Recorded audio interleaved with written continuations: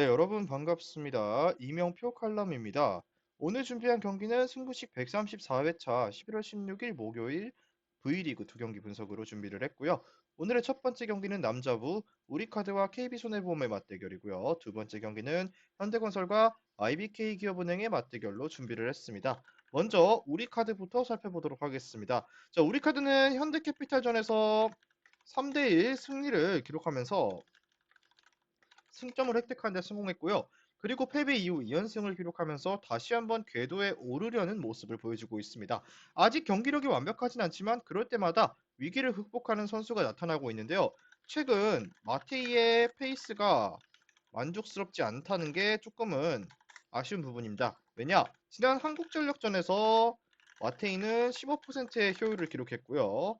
현대캐피탈전에서도 19%로 낮은 효율로 일관했다라고 볼 수 있습니다. 자, 범실도 무려 8개로 이날 우리카드가 기록한 17개의 범실 중 절반에 가까운 범실을 마테이 혼자서 올렸고요. 대신 이 경기에서는 김지한이 54%의 좋은 성공률을 보였고요. 그리고 한태준이 미들블로커를 잘 활용했는데 이상현이 11득점, 박준혁도 10득점을 88%의 효율로 기록하는 등 중앙에서 21득점을 합작하면서 상대를 압박했고요. 한태준의 토스가 나쁘지 않고 좋지 않은 리시브도 잘 극복해내고 있습니다. 자, 그렇지만 마테이의 페이스가 이번 경기도 좋지 않을 가능성이 높지만 일단 득점 자체는 나오고 있고 다른 국내 자원들의 지원이 좋은 편이라는 것을 생각해야 한다라고 볼 수 있습니다. 자, 다음은 KB손해보험입니다. 손해보험은 대한항공과의 홈 경기에서 3대1 패배를 기록했는데요. 이 패배로 7연패를 기록하게 되었는데 시즌 첫 경기에서 한국전력을 잡은 이후 꾸준히 패배를 쌓아가는 중이다. 자, 세트는 꾸준히 가져오고 있지만 그 이상의 성적을 가져와야 하는데 세트를 꾸준히 가져오는 것도 비에나의 득점력 덕분이라 볼 수 있습니다. 비에나는 지난 경기 25득점으로 최다 득점을 기록했고 효율이 31%로 떨어지긴 했지만 비에나를 제외하면 득점 사냥에 나설 선수가 없었고요. 황경민도 12득점, 홍상혁도 9득점을 기록했는데 홍상혁은 3, 4세트만 출전하고도 두 자릿수에 가까운 득점을 기록했고 성공률도 72%가 넘었습니다. 거기에 류흥민의 부진이 매우 심각한 KB손해보험인데요. 지난 경기 고작 3득점에 공격 효율 10%에 그치는 부진 때문에 리시브 효율이 41%로 나쁘지 않았음에도 교체되었고요. 현재 KB는 무엇보다도 현재 리시브를 잘 받아낼 선수보다도 득점력을 끌어올릴 선수가 필요하다 볼 수 있습니다. 결국 황경민이 보여주는 경기마다의 기복이 여전히 발생하고 비에나의 체력적인 부담도 꾸준한 모습이 연패의 이유라고 볼 수 있습니다. 결국 결과를 얻어오기 위해서는 국내진의 경기력 상승이 반드시 이루어져야 한다라고 볼 수 있는 KB손해보험입니다. 자, 그렇게 봤을 때 역시나 우리카드의 우세가 예상되는 경기다. 왜냐? 우리카드가 승리했고 지난 맞대결에서도 승리했고 KB는 현재 7연패로 경기력이 최악의 상황입니다.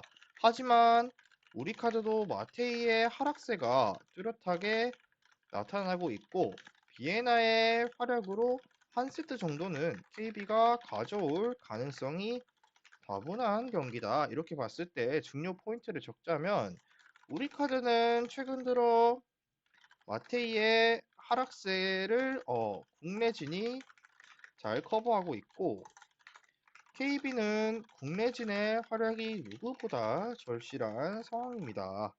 자, 이렇게 봤을 때 우리카드 승리에 플러스 2.5 KB 세트 핸디승 그리고 다득점 쪽 예상해 보도록 하겠습니다. 바로 다음 경기로 넘어가도록 할게요. 금일 준비한 승부식 133회차 9.10배당 조합으로 준비를 해보았습니다. 조합이 궁금하신 분들께서는 영상 끝까지 시청하시고 영상 아래에 고정된 댓글에 링크를 클릭하셔서 수익방 입장하시면 매일마다 승부식 주력 조합, 고배당 조합까지 한 조합씩 무료로 받아보실 수 있습니다. 자, 다음 경기는 여자부 경기 현대건설과 IBK기업은행의 맞대결입니다. 먼저 현대건설부터 살펴보도록 하겠습니다. 현대건설은 흥국생명과의 2라운드 맞대결에서 2대3 패배를 기록했습니다. 4세트까지 팽팽한 접전을 펼쳤지만 결국 5세트 체력적인 문제가 발생하면서 선수들의 집중력이 떨어진 것이 패인이다라고 볼 수 있습니다. 게다가 부상 선수들이 복귀하고 있는 현대건설이지만 아직까지는 큰 힘이 되지는 못하고 있습니다. 지난 경기에서도 모마와 양효진은 살아난 모습을 보였습니다. 모마는 9개의 범실을 기록하면서 완벽하게 살아난 모습은 아니었지만 28득점을 기록하면서 득점력을 유지했고, 양효진은 범실을 하나도 기록하지 않으면서 19득점을 올렸습니다. 하지만 문제는 아웃사이더 히터인데 위파위가 12득점을 올렸지만 효율 자체는 28%로 좋지 않았고, 김주영 대신 선발로 나선 정지훈도 8득점을 기록했고 리시브 효율도 5%로 떨어졌습니다. 즉 결국 위파위의 리시브 효율도 29%로 그리 좋지 않았는데 모마와 양효진으로 득점 싸움은 충분히 가능해 보이나 리시브가 크게 흔들린다면 결국 경기력에 영향이 있을 것이다. 중요한 건 리시브가 흔들려선 안 된다라고 볼 수 있습니다. 자, 다음은 상대팀 보도록 하겠습니다. IBK 기업은행입니다. 자, 기업은행은 도로공사를 상대로 3대0 완승을 기록했는데 도로공사를 상대로 두 경기를 모두 승리하고 이번 시즌 처음으로 셧아웃 승리를 올렸습니다.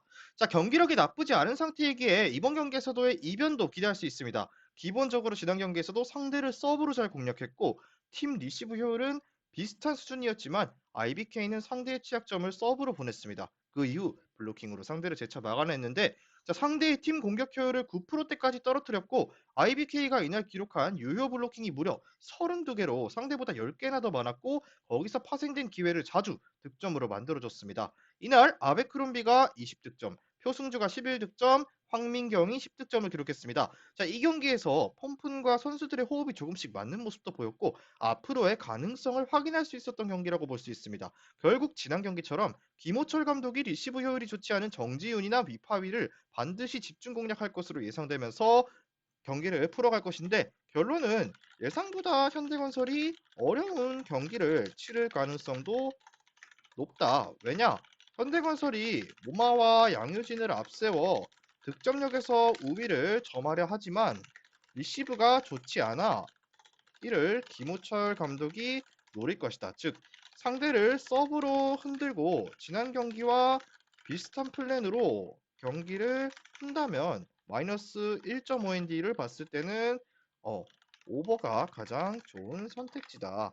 자, 이렇게 보면은 결론을 짓자면 역시나 IBK는 상대의 불안한 리시브를 공략하면서 경기력이 반등했고 이번 경기에서도 유사한 전략을 준비할 가능성이 높습니다. 이렇게 봤을 때 그래도 현대건설이 이기되, 그리고 현대건설 마이너스 1.5 세트 핸디까지 보고요.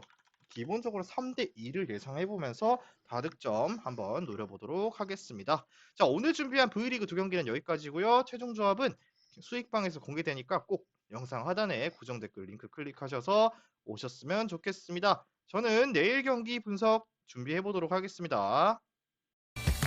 미리 말씀드리지만 제가 프리뷰해드린 내용은 말 그대로 내용 분석입니다.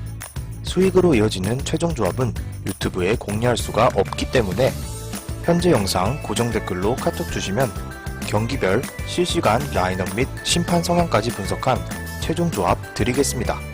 저를 모르시는 분도 건승하시는 하루 되세요.